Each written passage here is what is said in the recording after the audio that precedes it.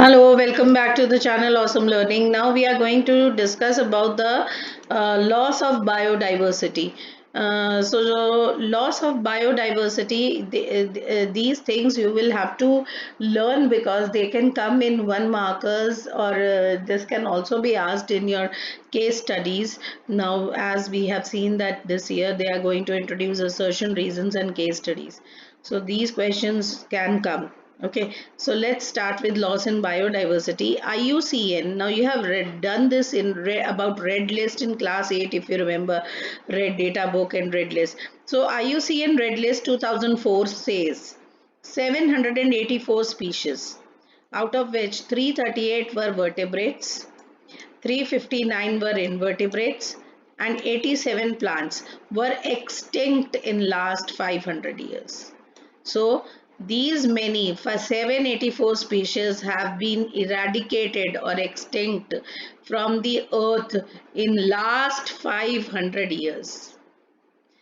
Now some examples: dodo, Mauritius; quagga from Africa; thylacine, Australia; stellar sea cow from Russia; and three subspecies, Bali, Javan and Caspian of tiger, have been eradicated.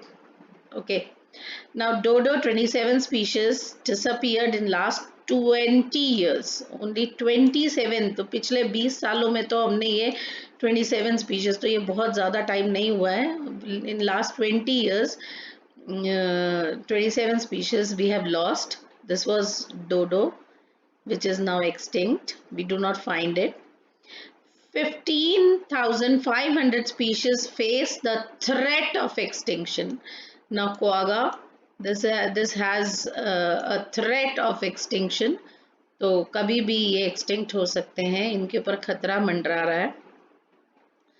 12% birds, 23% mammals, 32% amphibians and 31 gymnosperms species face the threat of extinction. Okay, you can see these are the various tigers: Bali tiger, Java tiger and Caspian tiger. The current species extinction rate is 100 to 1000 times faster. पहले जिस rate से extinction होती थी वो अब इतना 100 to 1000 time fast हो गई है than in pre-human times. If this trend continues, अगर यही rate of extinction चलती रही तो nearly half of the species on the earth might be extinct within next 100 years. तो अगले 100 सालों में आधे से ज़्यादा species इस अर्थ से खत्म हो जाएंगे, extinct हो जाएंगे. अब इसका impact क्या है? ये जो loss of biodiversity हो रही है, इसका impact क्या है? मतलब इसका क्या असर है? Decline in plant production, of course, production कम हो रही है. Environmental perturbations such as drought, सूखा पड़ना, ये सब चीज़ें ज़्यादा हो रही हैं, सूखा पड़ रहा है बहुत ज़्यादा. Increased variability in ecosystem processes such as plant productivity, water use, paste and disease cycles, ये सब वेरिएट हो गया, चेंज हो गया. आप लोगों ने सुना होगा कई बार, आपके जो बुजुर्ग हैं वो कहते होंगे कि हमारे टाइम पे तो ऐसा कुछ नहीं था. बोलते हैं ना, दे यूजुअली से ये कोई नई बीमारियां आ गई हैं, हमारे ज़माने में तो ऐसी कोई बीमारी ही नहीं थी. बिकॉज वेरिएशंस है इकोसिस्टम में, बहुत सारे एवोल्यूशंस हो रहे हैं, बहुत सारी नई चीज़ें बन रही हैं, डिजीज़ के साइकिल्स चेंज हो रहे हैं, पेस्ट साइकिल्स चेंज हो रहे हैं, plant productivity has changed. तो causes क्या है? Loss of biodiversity, the evil quartet. What are the causes? You see, the evil quartet is मतलब चार जो खतरनाक चीजें हैं जिनको हमको फेस करना पड़ेगा. First is habitat loss and fragmentation. Then coextinction, मतलब अगर एक स्पीशीज एक्सटिंक्ट होता है तो उसके ऊपर जो भी निर्भर करता है दूसरा स्पीशीज वो भी एक्सटिंक्ट हो जाएगा. को एक्सटिंक्शन. एलियन स्पीशीज इन्वेशन, हो सकता है कि कोई ऐसा स्पीशीज आ जाए, इन्वेड कर जाए, ठीक है. एंड ओवर एक्सप्लॉयटेशन, क्योंकि जितना है उसी में काम कर चलाना पड़ेगा, तो ओवर एक्सप्लॉयटेशन तो होगी ही फिर, राइट. सो ये हमारी लॉस इन बायोडाइवर्सिटी के ये कॉजेज हैं, ये इवल चार रीजंस हैं जिसकी वजह से ये सारी चीजें हो रही हैं. ठीक है, so let's see habitat loss and fragmentation most important cause है biodiversity loss का. जैसे ट्रॉपिकल रेन फॉरेस्ट 14 से 6% का लॉस है. thousands of hectares of rain forest are being lost within hours. कितना जो है फॉरेस्ट है वो अब क्लियर होके क्लियर लैंड, आप देख सकते हो पिक्चर, इतना हेक्टेयर्स ऑफ लैंड जो है दैट हैज बीन क्लियर्ड. तो वी आर लूजिंग हैबिटेट. जब पेड़ जंगल कटेंगे तो फिर हैबिटेट लॉस तो होगा ही. Okay, you see deforestation of Amazon जो कि हम लोग बोलते हैं लंग्स ऑफ अर्थ है, उसका भी डिफॉरेस्टेशन हो रहा है. तो the Amazon rainforest is being cut for cultivating soya beans और for conversion of grasslands for cattle. Fragmentation badly, this is fragmentation of habitat, आप देख सकते हो, this is fragmentation badly effect animals requiring large territories and migratory animals. ये fragments ले लिए ना हमने, जंगल के छोटे छोटे फ्रैगमेंट्स ले लिए, तो इससे भी असर पड़ता है एनिमल्स के ऊपर. Over exploitation, Steller, sea cows, passenger pigeon etcetera extinct due to over exploitation. क्योंकि हमने इतना ओवर एक्सप्लॉयट किया कि now we have lost them. अब ये खत्म हो गए, एक्सटिंक्ट हो गए क्योंकि बहुत ज्यादा एक्सप्लॉयट हुआ.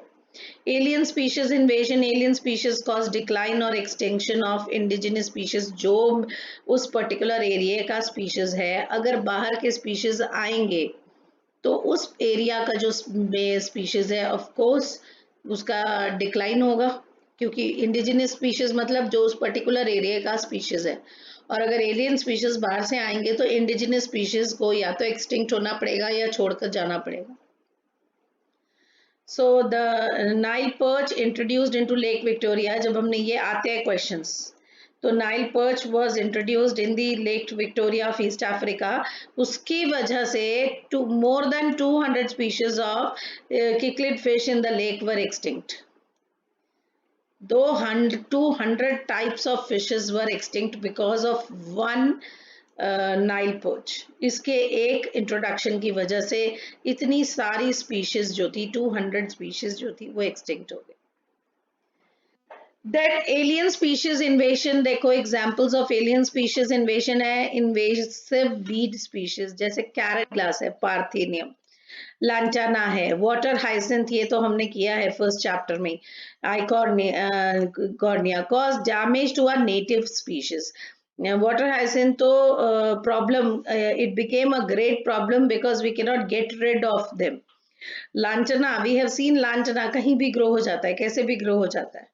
Okay, so these are और जहाँ पर भी ये plants grow होते हैं वहाँ पर फिर यू कैन से कि बाकी स्पीशीज जो हैं वो ग्रो नहीं कर पाते हैं. तो these are the alien species जो इन्वेड कर जाते हैं उस पर्टिकुलर एरिया में और बाकी स्पीशीज को प्रॉब्लम आती है. Then illegal introduction of African catfish, Calaris garipinus for the aquaculture, हमने ये use किया, is posing a threat to the indigenous catfishes. मतलब जो already वहाँ पर रह रही थी catfishes, जब ये वाली catfish introduce की तो इन्होंने उन indigenous species के ऊपर threat pose कर दिया क्योंकि competition था बहुत ज़्यादा. Then we come to co-extinction. When species become extinct, the species associated with it also gets extinct. अगर एक species खत्म हो जाता है तो जो दूसरा species उसके ऊपर depend करता है वो भी extinct हो जाता है. Extinction of parasites when host is extinct. Okay, अब a parasite lives on the host. अगर host ही नहीं रहेगा तो parasite किस पे जिएगा? तो दोनों एक साथ एक्सटिंक्ट हो जाते हैं. So co-evolved plant pollinator mutualism, extinction of one cause extinction of the other.